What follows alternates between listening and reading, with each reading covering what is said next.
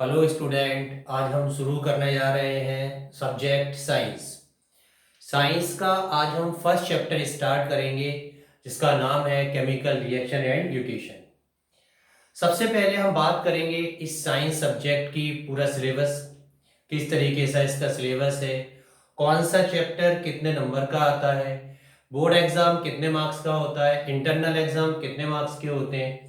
तो सबसे पहले हम जरा स्पीड से चलेंगे और समझेंगे साइंस का सिलेबस। देखिए साइंस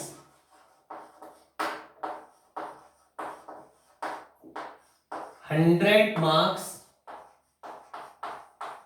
का ये रहता है और ये 100 मार्क्स डिवाइड रहते हैं 80 एंड 20। ये 80 मार्क्स का रहता है हमारा बोर्ड एग्जाम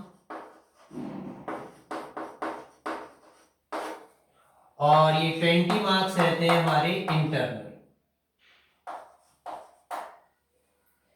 इसके बारे में आप लोगों को फिर बताएंगे। फिलहाल हम बात करेंगे हम बोर्ड एग्जाम। ये बोर्ड एग्जाम हमारा जो आता है ये 5 यूनिट में से कन्वर्ट किया गया है। यूनिट फर्स्ट, बात करेंगे हम unit second, unit third, unit fourth and unit fifth. Unit first आता है हमारा 25 मार्क्स का, यूनिट सेकंड आता है हमारा 23 मार्क्स का, यूनिट थर्ड आता है हमारा 12 मार्क्स का, यूनिट फोर्थ आता है हमारा 13 मार्क्स का एंड लास्ट है यूनिट फिफ्थ, ये हमारा आता है 7 मार्क्स का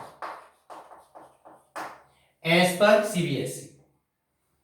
यहां जो हम बात करेंगे यूनिट फर्स्ट में कितने चैप्टर में स्टडी करेंगे जो 25 मार्क्स के आते हैं। इसमें पहला चैप्टर है हमारा chemical reactions and mutation. Second chapter रहता है हमारा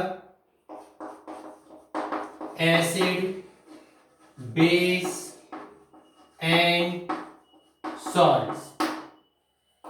थर्ड इसमें एक चैप्टर आता है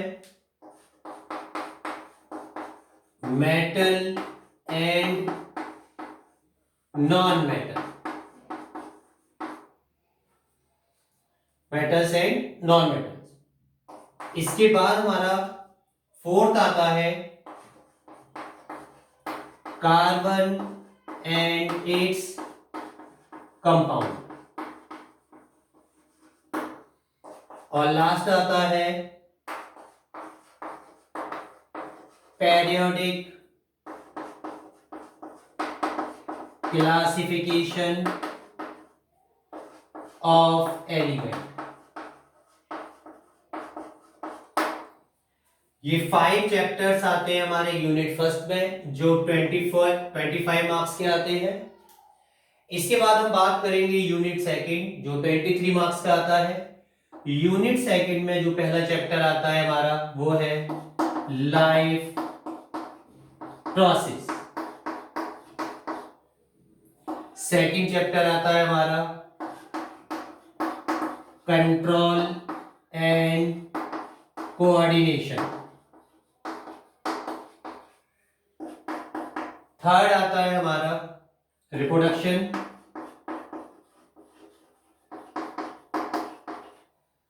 एंड फोर्थ आता है हेरिडिटी एंड एवोल्यूशन। इसी तरीके से हमारा यूनिट थर्ड है जो 12 मार्क्स का आता है। इसमें पहला चैप्टर आता है रिफ्लेक्शन ऑफ लाइट, सेकंड है हमारा लेंस, थर्ड है हमारा human I. Unit 4, unit 5 in total syllabus की पीडीएफ हमने डाल के रखी हुई है। डिस्क्रिप्शन में इसका लिंक मिल जाएगा आपको, तो वहां से आप इसे देख सकते हो या नोट कर सकते हो। आज हम स्टार्ट करेंगे 25 मार्क्स का जो यूनिट फर्स्ट है। इसमें पहला chapter chemical reaction and यूकेशन।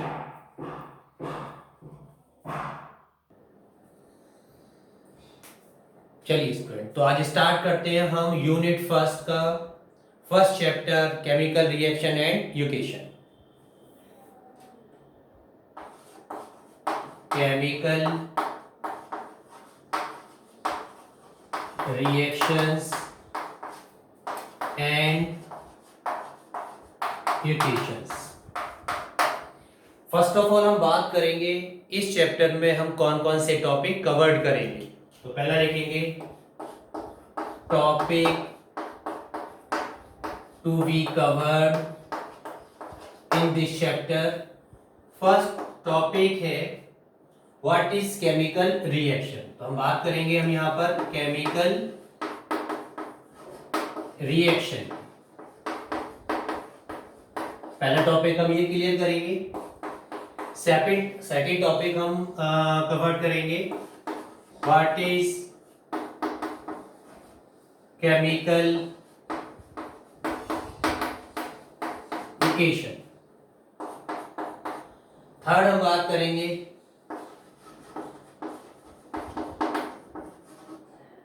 Balancing of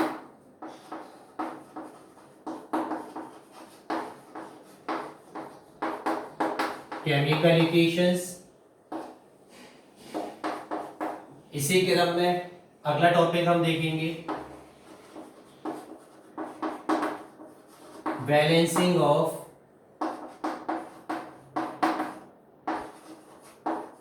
ionic equations. इसी क्रम में हम आगे देखेंगे different types of chemical reactions. अगला टॉपिक हम देखेंगे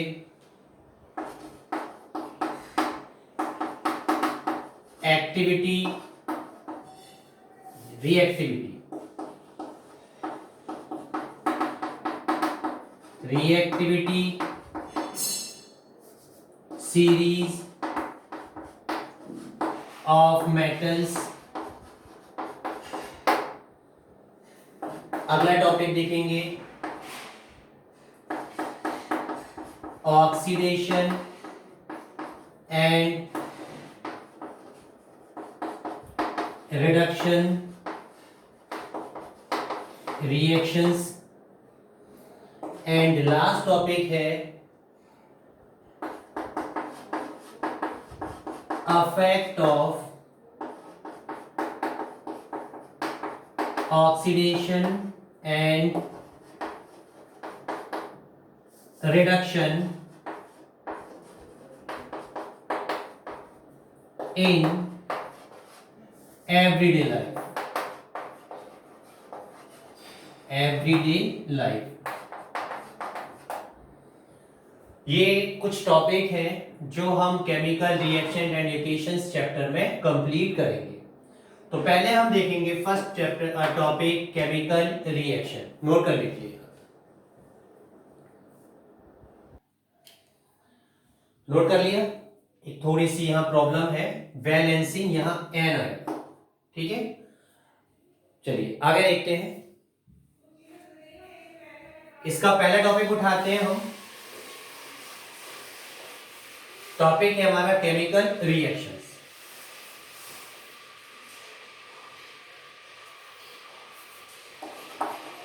chemical reactions. What is chemical reaction? हाँ, तो what is chemical reaction? Chemical reaction reactant में कोई भी एक केमिकल चेंज हो सकता है। फॉर एग्जाम्पल मिल्क का कर्ड में कन्वर्ट होना, milk that is the chemical reactant, और मिल्क जब कर्ड में कन्वर्ट होता है that is the chemical reaction. इसके अलावा हम बात करते हैं रस्टिंग ऑफ आयरन, लोहे पे जंग का लगना। लोहा दैट इज द रिएक्टेंट, और ये जब मॉइस्चर के कांटेक्ट में आता है तो इसके ऊपर एक लेयर आ जाती है रेडिश ब्राउन कलर की। इसी तरीके से हम एप्पल खाते हैं, एप्पल को कट करते हैं, एप्पल को कट करने के बाद उसके ऊपर एक वाइट कलर रहता है, सम टाइम कुछ समय के बाद उसके ऊपर क्या आता है, एक रेडिश ब्राउन कलर की लेयर आ जाती है, that is the chemical reaction. तो फर्स्ट ऑफ ऑल हम बात करेंगे केमिकल रिएक्शन की डेफिनेशन। तो केमिकल रिएक्शन क्या है? तो chemical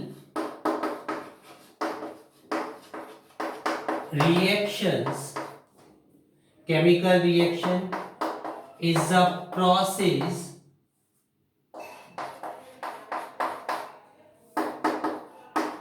in which new substance form। ये केमिकल रिएक्शन की डेफिनेशन। अब एग्जाम्पल देखते हैं। एग्जाम्पल देखेंगे, मैग्नीशियम को जब हम इसे बंद करते हैं, जलाते हैं इन प्रेजेंस ऑफ एयर, तो ये कन्वर्ट हो जाता है मैग्नीशियम ऑक्साइड में, और ये वाइट डैजलिंग फ्लेम प्रोड्यूस करता है। अब इसे हम रिएक्शन में इस तरीके से भी लिख सकते हैं, magnesium plus O2 gives out MgO। इसे बैलेंस कर लेते हैं ट्वाइस एंड देन। ये रिएक्शन को बैलेंस करना आपको आगे बताया जाएगा। ये है हमारे केमिकल रिएक्शन। आगे वाला पार्ट कहलाता है हमारा रिएक्टेंट, और ये कहलाता है हमारा प्रोडक्ट। तो रिएक्टेंट प्रोडक्ट यानी कि ये रिएक्टेंट पर्टिकुलर एक रिएक्शन में पार्टिसिपेट करने वाले कंपोनेंट, और जब ये रिएक्ट करते हैं जो प्रोडक्ट बनता है, और इसी को हम क्या कहते हैं, केमिकल रिएक्शन। यहां से एक सवाल बोर्ड में काफी पूछा जाता है कि मैग्नीशियम जो रिबिन है, बिफोर बर्निंग, जलाने से पहले इसे सैंड पेपर से साफ क्यों किया जाता है? Why should we clean before burning of magnesium in presence of air?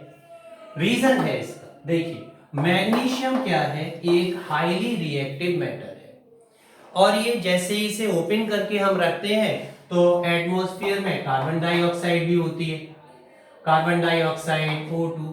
तो ये कार्बन डाइऑक्साइड के कांटेक्ट में आकर मैग्नीशियम कार्बोनेट का एक प्रोटेक्टिव लेयर बना देता है। इस प्रोटेक्टिव लेयर को हम सैंड पेपर से साफ कर देते हैं, और ये आसानी से बर्न किया जा सकता है। Magnesium ribbon before burning we have to clean या we have to rough by the sandpaper to remove protective layer of magnesium carbonate and maybe magnesium hydroxide। ये काफी बोर्ड में पूछे जाने वाला सवाल क्वेश्चन था। इसके अलावा एक एग्जांपल और देखते हैं हम, Zn plus HCl, zinc granules को हम HCl हाइड्रोक्लोरिक एसिड में डालते हैं या मिलाते हैं, तो zinc chloride plus hydrogen gas evolute होती है। बैलेंस कर लेते हैं इसे, ये बैलेंसिंग हो गया। ये hydrogen gas, this arrow shows hydrogen gas is evolve. तो ये रहा हमारे पास केमिकल रिएक्शन की एक डेफिनेशन विद एग्जांपल। इसके बाद जो अगला हमारा टॉपिक, इसी में एक पॉइंट है, कैरेक्टरिस्टिक्स ऑफ केमिकल रिएक्शन।